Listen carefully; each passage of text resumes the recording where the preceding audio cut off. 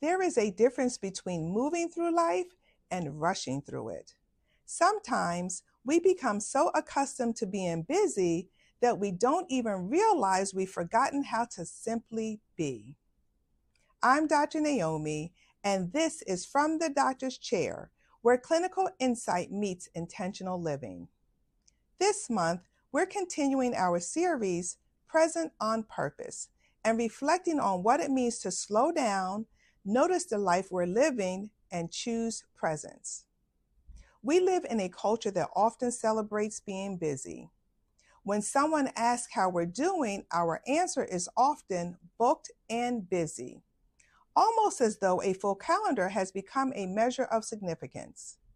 But being busy isn't the same as being present. As a pediatrician, I've watched families hurry from one activity to the next: school, sports, appointments, practices, meetings. Important things, good things. But sometimes, so many good things fill our calendars that we leave very little room for simply being together. And the same can happen in our own lives.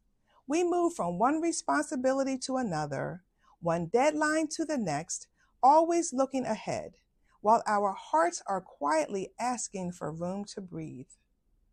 I've learned that slowing down doesn't mean life stops.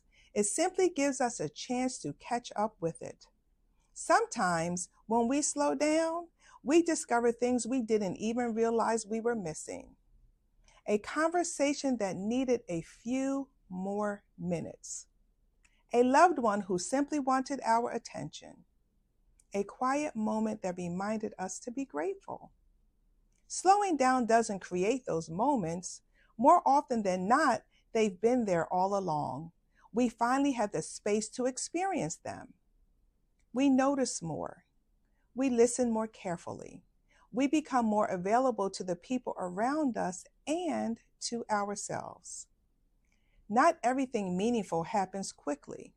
Some of life's greatest gifts arrive at the pace of presence. The goal isn't to do less. The goal is to live more intentionally. So as you consider the pace of your own life, here are 3 things I want you to remember. First, busyness and purpose are not the same thing. Second, creating margin is one way we make room for what matters most. And third, an unhurried life isn't an empty life, it's a more intentional one. If this perspective supported you today, I invite you to share it with someone who has been moving at the pace of life and needs permission to move at the pace of presence. And subscribe to my channel so we can continue this conversation here each Monday from the doctor's chair.